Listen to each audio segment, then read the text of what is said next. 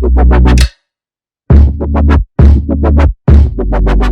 structure, I think, will go a long way helping us to stabilize and grow our economy and engage a lot of people, citizenry in general.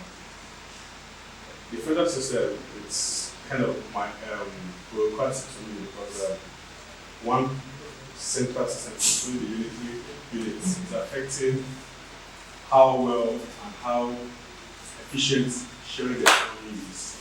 I think if individual states are allowed to control their resources, as far as I'm concerned, every state has something to give. And if states are allowed to compete among themselves in a healthy way, something called healthy competition, it helps everybody develop. Because guess what? Just like what is happening right now in Edo and Port Harcourt and Benin, when UK asks anything that has to do with constitution council in Port Harcourt, they all move to Edo State. And Edo State now is fighting it. Now, let's have a look at the flip side. Like I said, for everything, the flip side. If we have Port Harcourt growing in the economy and the environment is friendly and its investments friendly also, a lot of people will invest in. And what happens? You realize that majority of the citizens from other neighboring states move into Port Harcourt and try to invest there and build their life. Other states will feel challenged and they'll up their game. Just like what is happening right now in Nigeria. The central Abuja seems to be more advanced technologically, amenities and otherwise. And everybody is leaving their states to come to Abuja, and Abuja is getting choked. Back in time, the original speculation for the number of people that will reside in Abuja has tripled to the original plan. Why? Because the states, the rural areas are left behind.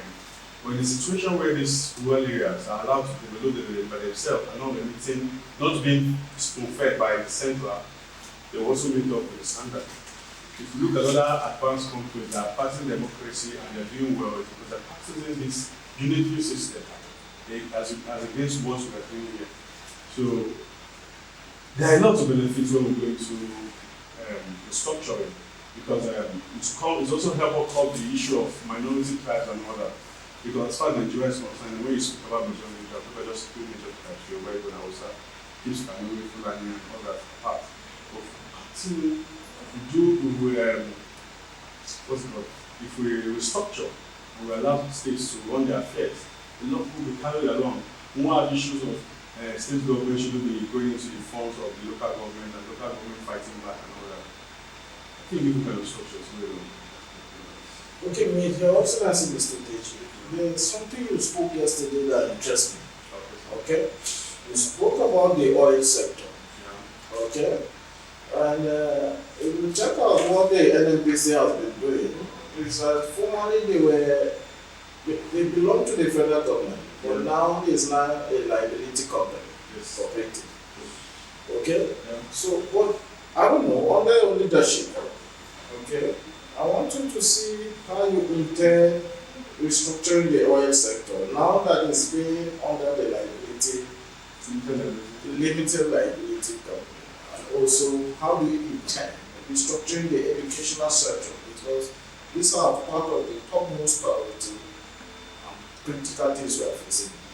Okay, let me start with the educational sector. Thank you. I think if we look very well at the Nigerian system or the federal parastatals, there are some sectors that should be given to the private sector, which I find the idea of like the telecommunication sector, for example. You can see what it has become against when we had NITEL. And even when NITEL tries to become eminent and all that, they couldn't move because the thing about government agencies is when they are allowed to run direct service to the end users, it's not properly managed. Just like we had NEPA also. Now, what they have done with the telecommunication sector is they give NCC the power to now supervise, regulate, and make legislation that bylaws that help to stabilize this organization. The same method can be applied in the oil sector as it is.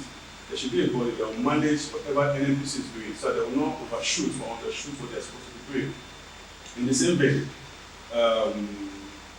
the educational sector, the government have a lot of federal universities, federal government colleges, and primary schools that their hands are into. And Just the way in 1999, Obasanjo managed also the state-owned properties. Like back in 1980s, 1990s, when I was growing up, I realized they had houses. They had a lot of properties that civil servants were staying. By the stands that they handed it over to individuals, they just managed it, and it's working out well. In the same way, the education sector is looked into, because when the government has your current costs, like salary, is already a lot of pressure on the economy, and maintenance, they have the current costs. In case it's deep, I think over 40% of what the government is paying their money on is on recurrent costs. On recurrent costs, like paying salaries, maintaining schools, and all that. If they completely leave it to the private sector and try to regulate it, it helps to stabilize things. They have less cost to make and have more outputs. I was saying something about overhauling the curriculum and all of that. If you look at it very well, critically, most of the private schools are advanced when it comes to their cost of study, and they're going into other things compared to the federal government colleges or universities. And you have less crisis in private schools compared to federal government managed schools. The strike doesn't affect them. That's why most people now eventually are, because whether you like it or not, people tend to understand which is better in the long run. It might not be cost effective, but the time management is there. But at the end of the day, the goal is achieving what you are paying for. Most people want to pay, but let them get the results. Taking your children to federal school, government managed schools, and you're not sure of 4 years or 5 years of time to manage that cost, affects their decision. So most people are moving to the private sector. Why not hand this over to the private sector so they can manage it while you regulate it? Same for the oil, same for the education. Thank you, Excellency.